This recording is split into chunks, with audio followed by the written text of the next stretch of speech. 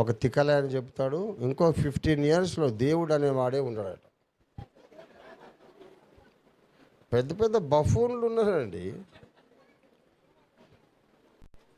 AI will replace God,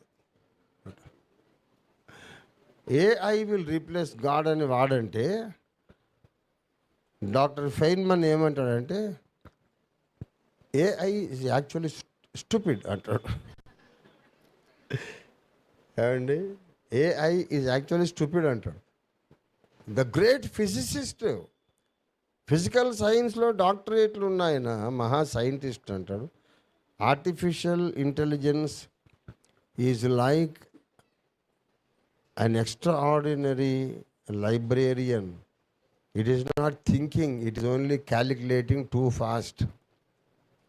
thinking computer అనుకుంటున్నావు నువ్వు పిచ్చోడా, దానికి ఎన్నెన్ని కార్డ్స్ పెట్టాడో, ప్రపంచంలో ఉండే ఇన్ఫర్మేషన్ అంతా దానికి అప్పగించేసి ఫాస్టెస్ట్ స్పీడ్లో ఇన్ఫర్మేషన్ కలెక్ట్ చేసుకోవడానికి నువ్వు ప్రశ్న అడుగుతూ ఉండగానే సగం ప్రశ్న అడగక ముందే అది జవాబు చెప్పేస్తుంది.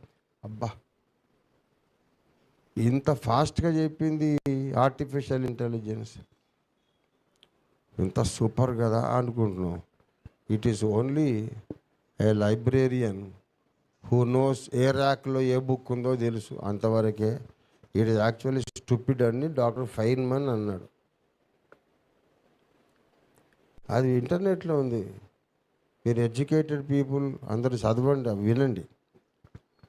దేవుని బిడ్డలారా, ఈ ఆర్టిఫిషియల్ ఇంటెలిజెన్స్ అంట బాగా డెవలప్ అయి దేవుడు అన్న భావన లేకుండా చేస్తుందట. అది ఫూలిష్ స్టూపిడ్ ఆర్గ్యుమెంట్. దేవుడు చెబుతున్నాడు, దేవుడు అన్న భావన లేకుండా ఎప్పటికీ పోదు. క్వైట్ ఆన్ ద కాంట్రరీ, ప్రపంచంలోని అన్ని మతముల వాళ్ళు నాస్తికులతో సహా సైతాను కుమారుడే దేవుడని ఆరాధించే నూతన గ్లోబల్ రిలీజియన్ వస్తుంది. ప్రపంచవ్యాప్తంగా ఒక కొత్త మతం వస్తుంది. దేవుడు లేడు అనేది రాదు బాబు, ఆ ఘట సర్పం కొడుకే అసలు దేవుడని ప్రపంచ జనాభా మొత్తం మొక్కుతారు. అన్ని మతాలు కలిసి ఒక్క మతం అవుతాయి, సాతాను కొడుకునే దేవునిగా మొక్కుతారు. Artificial intelligence will never replace God. అంత ఏదేదో ప్రతి ఒక్కడు మేధావి, ప్రతి ఒక్కడు జ్ఞాని అనుకొని చెప్తాడు. నేను చెప్తున్న అసలు జ్ఞాని ఎవడంటే బైబిల్ నమ్మినోడే జ్ఞాని. దేవునికి స్తోత్రం కలుగును కాక. బైబిల్లోని దేవుణ్ణి నమ్మినోడు జ్ఞాని, ఇంకెవడు కాదు.